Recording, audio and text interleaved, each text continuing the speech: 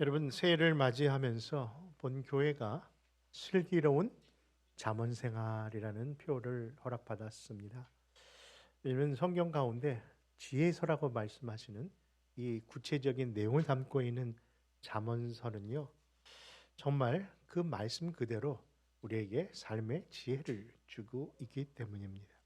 그래서 우리 성도들과 함께 1월 1일부터 잠언을 말씀을 하루에 한 장씩이라도, 그렇죠?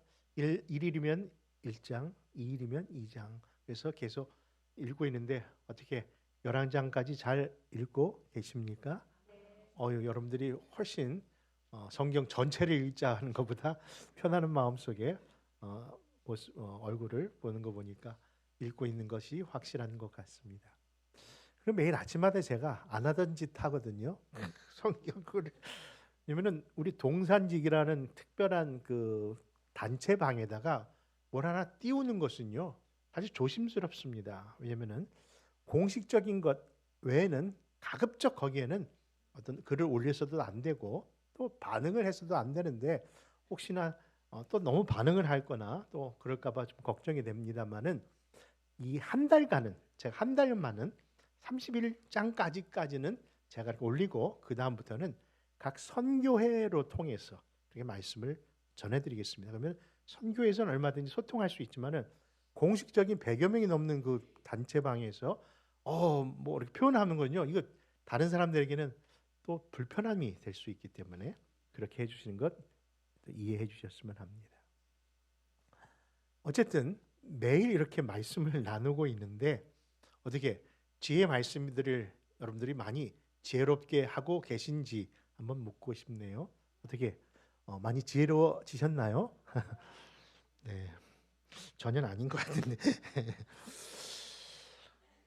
사실 우리가 성경을 펴서 읽지만은요, 엄밀히 본다면 우리가 성경을 알기 위해서 성경을 읽는 것이 아니라, 성경을 읽다 보면은 내가 성경을 읽는 것이 아니라 성경이 나를 읽어가세요. 여러분, 거기에 경지까지 오르는 게 쉬운 일이 아니라고 표현할 수 있겠으나 그것은 사실입니다. 왜냐하면 하나님의 말씀은 살아있기 때문입니다.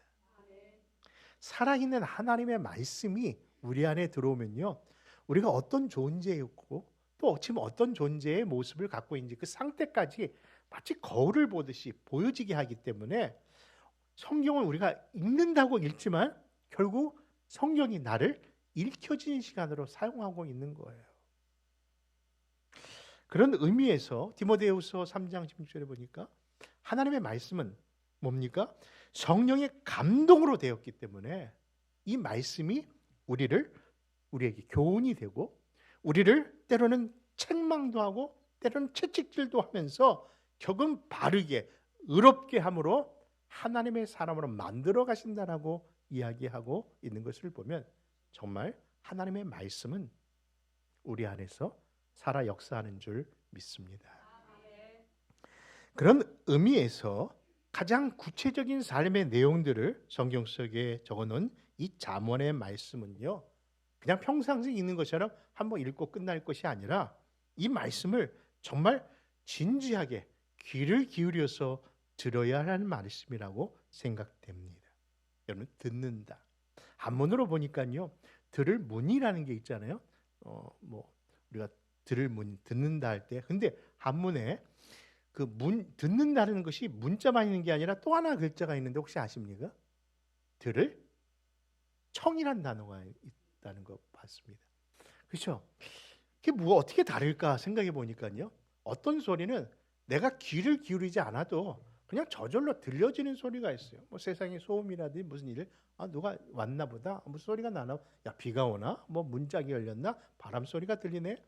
여러분, 이것은 내가 주의하지 않아도 들리는 소리는 아마 들을 문으로 표현한 거라고 생각합니다. 그런데 어떤 것은 이것을 듣기 위해서 더 진지하게, 더 주의 깊게 들어야만 되는 그런 소리는요, 사용할 때 청이란 단어를 쓰고 거기서 나온 단어가 경청이라고 배웠던 기억이 납니다. 여러분 하나님의 말씀을 그냥 귀에 들리는 소리로 듣습니까? 아니면 주의 깊게 경청하십니까? 아주 능청스럽게 얘기들 경청이 아니라 여러분 신앙은요 정말 우리가 하나님의 말씀을 경청하는 자세가 중요합니다. 이 시간도 여러분들에게 보면요 예배를 드리는 분이 있고요 죄송합니다 예배를 보는 분이 있어요. 근데 예배는 보는 겁니까? 드리는 겁니까? 알기는 다 잘 아시네요. 그런데 보면요 예배를 드리는 것이 아니라 예배를 보고 계세요. 오늘 뭔 소리 하나 들어보자. 오늘 찬양대 잘했나? 아니 저 사람 왜 옷을 저렇게 입었어? 머리 스타일 이건 다 뭐예요? 보는 거예요. 영화를 봅니까? 드립니까? 영화는 보는 거예요. 극장 구경은 구경일 뿐이에요. 근데 마치 하나님 전에 나왔는데 예배를 드리는 것이 아니라 평가하면서 판단하고 있다면 그는 예배를 드리는 것이 아니라 보고 있는 거예요. 여러분이 강단에 서 보니까요 어떤 분이 예배를 드리고 있는지 어떤 분이 예배를 보고 있는지 다 보여요. 저 사람 저분을 볼 때마다 뭔가 열심히 적는 것 같아서 오늘은 웬일이실까 그런 마음으로 했는데 마침 교회 끝난 다음에 의자를 정리하고 그리고 주보를 정리하다 보니까 마침 그 자리에 그분 옆에 주보가 그냥 두고 간 주보가 있어서 아유 그렇구나 해서 열어봤더니 세상에 설교 시간에 설교를 적은 것이 아니라 오늘 예배 끝난 후에 마켓 갈 리스트를 적고 계셨던 것이 발견되면서 역시나 그분은 드린 게 아니라 예배를 봤구나. 근데 제가 안타까운 건 뭔지 아십니까? 그 리스트를 두고 갔다는 거.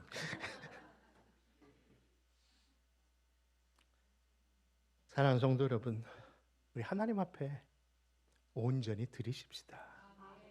그것이 예배이든 그것이 시간이든 그것이 몸이든 물질이든요 하나님이 찾으시는 온전함이 있어야 되는데 여러분들이 기껏 이 자리에 참석하고 예배를 드리고 물질을 드렸는데 받으시는 분이 그것을 받지 아니하면은 아무 의미가 없다는 것을 생각할 때에 여러분 예배는 온전히 드려야 된다는 사실입니다.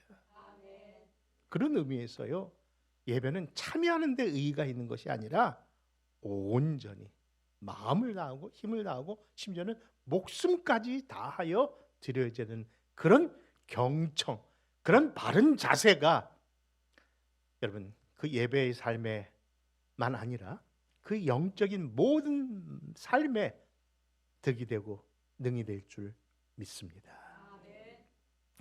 그런 의미에서 여러분들 하나님의 말씀을 들을 것인가 어떻게 들을 것인가 여러분 주의 깊게 정말 들어야 한다는 것은 매우 중요한 신앙의 첫 단계입니다.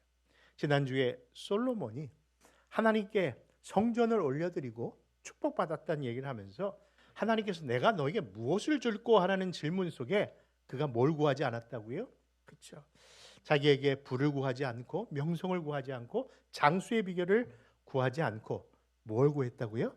지혜를 구함으로 하나님 그것을 너무 기뻐하면서 그에게 부도 주시고 그리고 여러분 그쵸 명예도 주시고 또 건강도 장수의 복도 허락하신 것처럼 그 지혜를 구하자는 말씀을 드렸던 기억이 납니다. 그런데 그 지혜를 구했다는 것이 무엇인가를 그 말씀을 다시 찾아보면요 자신에게 듣는 귀를 허락해 달라고 듣는 지혜를 허락해 달라고 했던 그 기도가 바로 그 내용이었음을 보게 됩니다. 그러니 지혜라는 것은요 여러분들 다른 것이 아니라 들을 수 있는 바른 그 귀를 하나님께 하나님의 말씀을 제대로 듣게 해달라는 그것이 하나님을 기쁘게 해드렸다는 것이고 여러분들이 바로 하나님의 말씀을 제대로 듣는다면 여러분들이 지혜를 얻을 것이고 그 지혜를 통해서 약속된 부와 명예와 장수의 복이 따라올 줄 믿습니다. 그래서 그 사실을 너무나 잘 알고 있는 이 솔로몬의 잠언 속에서는 아비가 사랑하는 자녀에게 그런 의미에서 너가 이 하나님의 말씀을 집중해서 주의하여 반드시 들을 것을 이렇게 말씀하고 있답니다. 그 말씀이 오늘 본문으로 삼은 잠언서 4장 20절과 21절입니다. 같이 읽습니다. 시작. 내 아들아, 내 말에 주의하며 내가 말하는 것에 내 귀를 기울이라. 그것을 내 눈에서 떠나게 하지 말며 내 마음 속에 지키라. 사랑하는 자녀를 향해 부모가 정말 너가 반드시 해야 할 일이 있는데 하나님의 말씀에 정말 귀를 기울이라. 여러분, 경청하라. 바르게 하나님 앞에 드리라는 모습을 이야기합니다. 그런데 그렇게 그 기울여서 들어야 할 그 말씀의 내용은 도대체 뭘까요? 무엇을 들으라고 하시는 것일까요? 그 말씀이 23절에 이렇게 이어집니다. 23절 같이 읽습니다. 모든 지킬 만한 것 중에 더욱 내 마음을 지키라. 생명의 근원이 이에서 남이니라. 여러분 다 아시죠? 우리가 이 세상에 살다 보니까 지켜야 될 게 너무 많아요. 여러분, 건강도 지켜야죠. 또 우리 가족도 지켜야죠. 나라도 지켜야죠. 내 마음 뭐 여러 가지 다 지켜야 됩니다. 그런데 그 모든 지킴 가운데 가장 네가 먼저 지켜야 할 것이 있다고 하는데 뭐라고요? 마음을 지키라고 하신대요. 여러분, 우리 신앙을 지키고 뭐 그렇게 표현하면 될 텐데 왜 마음이라고 할까요? 아니, 우리 교회를 지키라고 하면, 우리 가정을 지키라면 딱 떠오르는데 마음을 지키라는 것이 이해될 것 같기도 하고 또 되지 않을 것 같이 되는 것은, 마음을 지켜야 된다는 것은 공감을 하는데 도대체 마음이 어디 있어서 어떻게 지켜야 되는 거는 우리 안에 정리가 안 되는 부분이기에 이 마음을 지킨다는 것이 늘 생소하게 되고 또 와닿지 않는 것 같습니다. 여러분, 성경이 분명히 마음을 지키는 것이 이처럼 중요하다고 하지만 진짜 마음이 어디 있는지 아십니까? 우리 인체 가운데 어디 있다고 생각하십니까? 아니, 있는 건 사실입니까? 그래서 일부 시간에 한번 물어봤습니다. 성도들에게.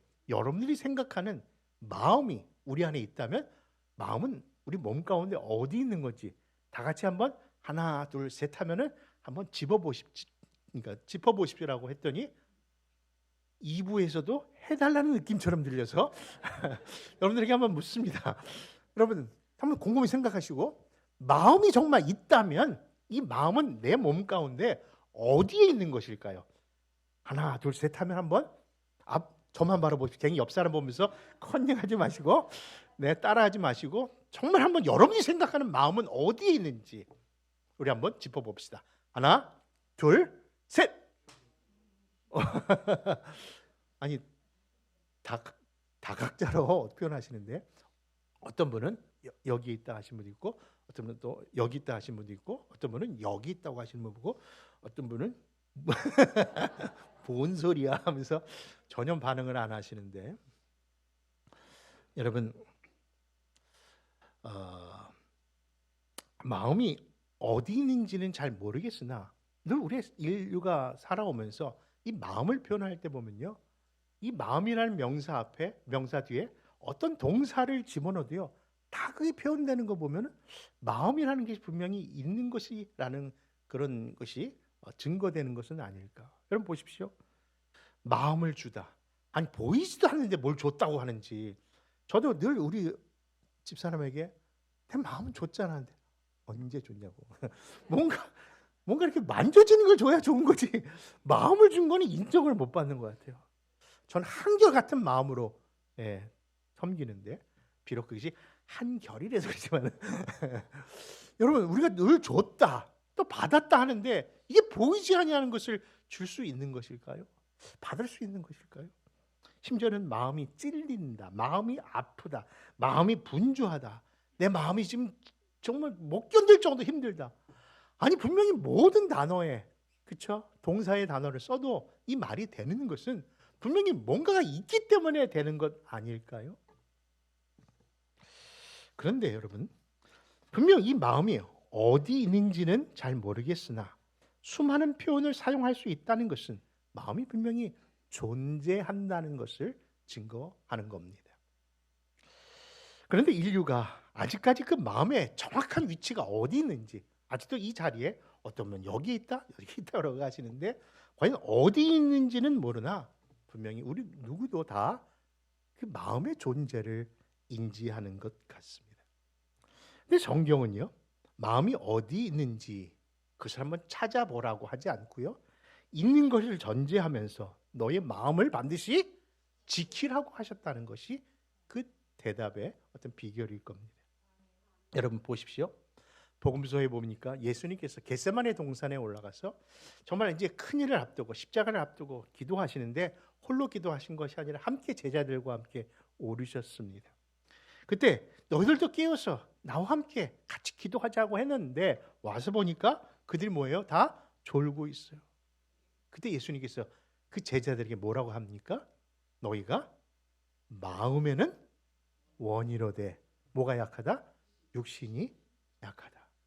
너희가 참 육신이 약하구나라고 하셔도 되는데 마음과 육신을 구별해서 말씀을 하고 있다는 것은 육신이 존재하듯 마음도 존재한다는 것을 이야기하시면서 그것이 연약한 관계로 너가 깨어있지 못했다는 것을 지적하셨던 본문입니다. 여러분 성경도 그와 같이 그렇게 표현하는데 예수님도 또한 그런 표현을 하십니다. 여러분 비록 마음이 보이지는 않지만 분명히 지켜야 할 중요한 신앙적 태도가 바로 이 마음이라는 것을 이야기하고 있는 것이죠. 여러분 해부학적으로 꼭 집어서 마음이 어디 있다라고 이야기는 할 수 없으나 우리 예수님께서 마태복음 6장 21절에 보니까 내 보물이 있는 곳에 내 뭐도 있다? 내 마음도 있다. 거꾸로 유추해 본다면요, 내 마음이 어디 있는가? 내가 보물로 여기는 곳에 그 마음이 있다는 거예요. 그러니까 그 마음의 자리는요, 이렇게 표현할 수 있는 건 아닐까요? 첫째, 내가 자주 생각하고 판단하는 곳, 내가 쉽게 흔들리는 감정의 자리, 내가 반복적으로 어떤 선택을 할 때마다 기준 삼는 기준점, 그것이 뭐예요? 어떤 사람에게는 사람관계이고 어떤 사람에게는 물질이기 때문에 그 물질을 생각하니까 그 물질을 어디다 두어야 되는데 그 마음을 두는 곳에 그 공간에 품은 곳이 바로 마음이 품어 있는 공간에다 있는 거죠. 그러니까 내가 물질만을 너무 사랑하고 내가 사람만을 너무 사랑한다면은 그 안에 내 마음이라고 하는 공간에 뭘 담아놓은 거예요? 물질과 사람을 담아놓은 거죠. 그래서 네 보물이 있는 곳에 내 마음이 있다. 거꾸로 내 마음이 네가 보물로 생각하는, 네가 진짜 중요하게 생각하는 것들이 항상 그곳에 있다라고 얘기하고 있다는 거죠. 근데 문제는 그 마음을 우리들이 방치하고 있다는 것이 더 문제일 겁니다. 실제로 마음이 존재하는 건 아는데 그것을 우리가 잘 관리하고 그것을 우리 안에 깨끗하게 하는 유지가 아니라 마치 어떤 창고 하나를 빌려놓고 그냥 온갖 잡다한 거는 다 거기다 넣어놓는 거예요. 저희 집이 대표적인 그런 모습입니다만은 갑자기 손님이 온다 그러면요 깜짝 놀라면서 잡다한 모든 것을 스토리지 하나에다가 그냥 꽉꽉 밀어넣거든요. 설마 여기는 열어보랴. 꼭 열어보는 사람이 있더라고요. 아주 그냥 속상해갖고요. 그냥 살짝 보였습니다. 이게 우르르르 흐르는. 근데 우리의 마음의 상태를 그렇게 하는 것은 아닐까? 여러분 정리할 건 정리해야 되고 버릴 건 버려야 되는데 그냥 내가 받았던 모든 것들을 그 마음의 그 공간 안에다 다 넣어버린 거예요. 들어가 보니까 여러분 그 안에 너무나도 악한 것들이, 불필요한 것들이 이제는 쉰내가 날 정도로, 그쵸? 썩은 내가 날 정도로 방치되어 있는 것이 마음의 공간의 문제라는 것이죠. 여러분 생각해 보십시오. 우리가 얼굴에 뭐가 묻거나 옷에 뭐가 넣으면요, 오 하면서 얼굴을 떼면서 단장을 하는데 보이지 않는다는 이유 하나만으로 내 마음의 공간도 방치하고 있다면 그것은 수치입니다. 그것은 잘못된 삶의 태도입니다. 여러분 하나님의 말씀은요 이 사실을 이렇게 얘기합니다. 외적인 것도 단장하십니까? 그렇다면 네 내적인 문제도 단장해야 한다는 거예요. 그게 바로 내 마음의 단장입니다.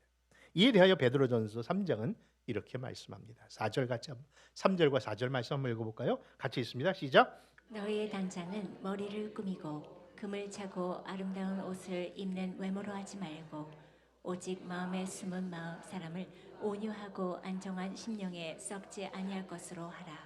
이는 하나님 앞에 값진 것이니라. 여러분, 우리가 지켜야 될 것 여러 가지 있지만 우리 마음을 지켜야 될 것이 중요한 것은 바로 생명의 근원이 그 마음에서부터 시작되기 때문이라는 겁니다. 여러분, 그렇습니다. 그 다른 어떤 것보다도 우리 인간의 마음을 지키는 것이 제일 우선순위라고 말씀하시면서 하나님 앞에 값진 것이 여러분 다른 것이 아니라 마음을 지키는 것입니다. 그러므로 사랑하는 성도 여러분, 새해를 시작하면서 새롭게 그리고 지혜롭게 슬기롭게 신앙생활하기 원하는 마음은 다 똑같은데 정말 우리가 새롭게 해야 되고 변화받아야 되고 지켜야 할 것은 다른 어떤 것이 아니라 먼저 우리의 마음임을 꼭 기억하시기 바랍니다. 왜냐고요? 그 마음에 누가 계시기 때문에? 우리 예수님이 거하는 곳이기 때문에. 예수님이 다른 데 거하시는 것이 아니라 내 마음에 거하시는 거예요. 내 머리에 거하시는 것이 아니라 내 손발에 거하시는 것이 아니라 내 마음에 거하신다고 하시거든요.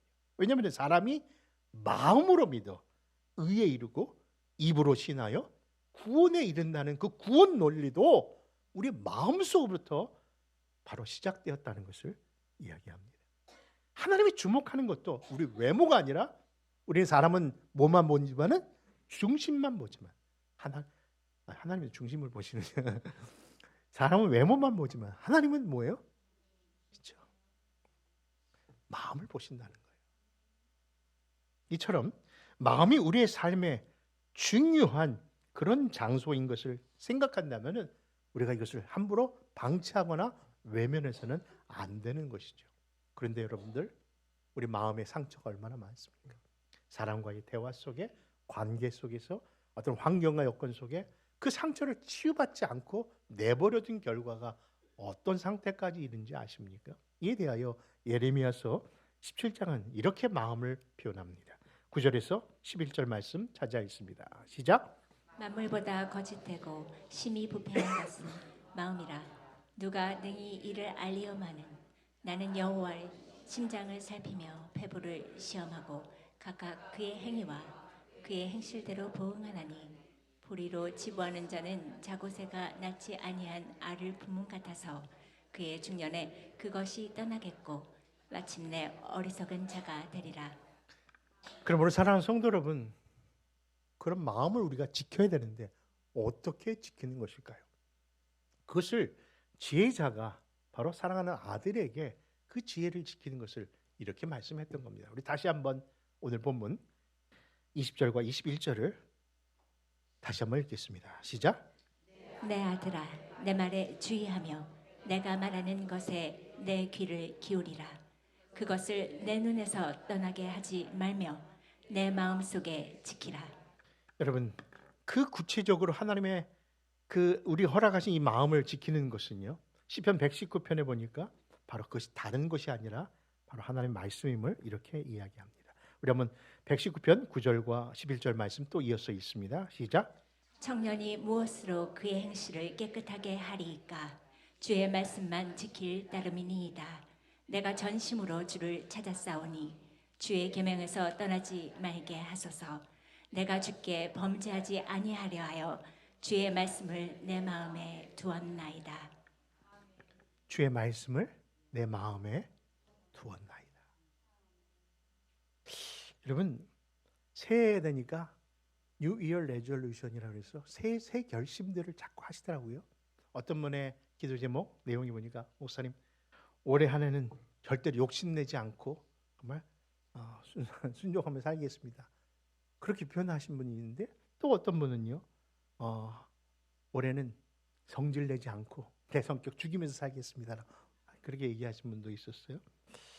또 그런데 공통적인 보면은 다 자기 마음 비우면서 이제는 바랄 것 없어요. 그냥 내 마음 비우고 살겠습니다라고 했는데, 그 기도 제목을 이렇게 듣는 순간에 직접 대구는 못했지만 속으로 그 생각을 했습니다. 이거 작년에도 하는 거 아니야? 이거 10년 전부터 매년 하는 얘기 아닌가? 여러분, 왜 우리는 새 결심으로 마음 비우겠다는데 왜 이게 안 비워지는 걸까요? 비운 것 같은데 왜 이것이 온전한 신앙생활을 못하는 일일까요? 올해 여러분들 슬기로운 신앙생활, 슬기로운 지혜로운 잠언생활을 해야 되는 이유가 거기에 있는 겁니다.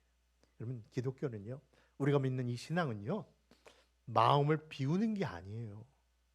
마음 비우는 거 좋습니다. 그렇죠? 근데 우리의 마음은 내버려두면 뭔가가 다른 것으로 채워지기 때문에 비운 상태로 살면 안 돼요. 이해되십니까? 여러분, 성경이 우리에게 어떤 은혜를 주실 때 성령 충만을 주신다는 것이 이 우리에게 컵에 물을 채워주신다는 의미만 있는 것이 아니에요.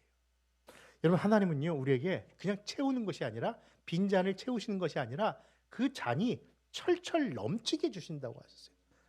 누르고 흔들어 넘치도록 주신다. 그 의미는 뭘까요? 다른 게 들어오지 못하게 하기 위해서. 여러분, 우리가 하나님 앞에 받는 신앙적인 태도는요, 마음을 비워서 되는 게 아니라는 것을 10년, 20년 여러분 생활해 보면서 겪는 똑같은 반복의 모습을 보면서 깨닫지 않습니까? 타 종교처럼 무소유의 종교, 무소유의 신앙. 여러분, 말은 좋지만요, 결국 악한 것으로 들어올 뿐입니다. 그래서 우리에게는 비우는 것보다 더 중요한 것이 채우는 것인데, 무엇으로 채우느냐? 우리가 허락된 이 마음의 밭을 무엇으로 채우느냐? 성경은 두 가지만 제시합니다. 하나는 바로 우리를 온전케 하신 예수 그리스도를 바라보는 것으로 채우고, 두 번째, 그 주가 우리에게 허락하신 하나님의 말씀으로 우리를 채우는 겁니다. 어떨 때까지? 우리의 상태가 세츄레이션 될 때까지, 포화 상태가. 제가 신학교를 다니면서 교수님에게 늘 장난스럽게 했던 교수님에게 배웠던 하나는 그 영어 단어 세츄레이션이라는 단어였습니다. 그렇죠? 어디선가 들어본 컨센트레이션이라는 단어는 아는데, 이거는 오렌지가 아주 그냥 컨센트레이트 된 거면서 원액이라고 할 때 쓰는 단어만 있는 것이 아니라 세츄레이션이라는 단어를 어릴 때 들었는데요. 그 하시는 얘기가 이게 무슨 뜻인 거 아니? 스폰지에 물을 가득 담은 스폰지를 꾹 누르면 뭐가 나온다? 물이 나오는 것처럼 너 안에 세츄레이션 될 것이 있어. 첫째는 주님으로 세츄레이션 돼야 되고, 둘째 주의 말씀으로 세츄레이션 돼야 돼요. 그러면서 나와 하시면서 저를 꼭 찌르셨는데, 제가 이 찌르는 게 아니라 꼬집는 수준이라 갖고 했더니 일로 와. 탁 한 대만 때려봤어요. 뭐라고? 내가 찌르거나 누르면 주여가 나와야 되고, 내가 꼭 찌르면은 하나님의 말씀이 나오는 거야. 그런 상태가 네가 해야 될 신앙적 상태야. 그래서 그 교수님만 지나가면요, 도망갔어요. 왜냐면 항상 건드리세요. 그래서 쭉 찌를 때 나도 모르게 여호와는 나의 목자시니 내가 뭔가를 외워야 돼. 왜? 내 안에 뭐가 가득 찼다는 것을 드러내기 위해서. 그게 영적 포화 상태. 그것이 바로 성령의 충만이라는 사실로 그렇게 이해했습니다. 왜 그렇게 해야 될까요? 바로 우리는 내 마음을 주와 주의 말씀으로 채우지 않으면 딴 생각, 딴짓하는 거거든요. 아까 예수님께서 말씀하시잖아요. 내 보물이 있는 곳에 네 마음이 있다. 거꾸로 내 마음은 네가 중요시하는 것에 늘 있다. 그러니 내가 무엇을 주로 섬기고 무엇을 내 마음속에 모시고 사느냐. 여러분, 그 마음밭을 그렇게 가꿔야 될 줄 믿습니다. 그리할 때에 주의 말씀이 내 발의 등이고 내 길의 빛이 되어 그 갈 길을 끝까지 인도하시지 않을까요? 그래서 구체적인 그 적용적인 말씀이 오늘 본문 24절과 26절입니다. 읽고 마치겠습니다. 24절, 27절까지 있습니다. 시작. 구부러진 말을 내 입에서 버리며 비틀어진 말을 내 입술에서 멀리하라. 내 눈은 바로 보며 내 눈꺼풀은 내 앞을 곱게 살펴 내 발이 행할 길을 평탄하게 하며 내 모든 길을 든든히 하라. 좌로나 우로나 치우치지 말고 내 발을 악에서 떠나게 하라. 아멘. 사랑하는 성도 여러분, 서두에 이런 표현을 하면서 말씀을 시작한 기억나십니까? 듣는다는 것은 들을 문이 있고 또 들을 청이 있다. 하나님의 말씀은 그냥 귀로 듣는 것이 아니라 경청해야 돼요. 그래서 그 말씀은 마음판에 새기는 작업이어야 합니다. 오늘 이 귀한 말씀이 여러분 마음판에 새겨지기를 바랍니다. 무엇보다도 지켜야 될 것이 마음이고, 그 내 마음에는 다른 것으로 채우는 것이 아니라, 비우는 것으로 끝나는 것이 아니라 주와 주의 말씀으로 채워 나간다면 그 삶이 슬기로운 신앙생활, 슬기로운 잠언생활 될 줄 믿습니다. 기도하겠습니다.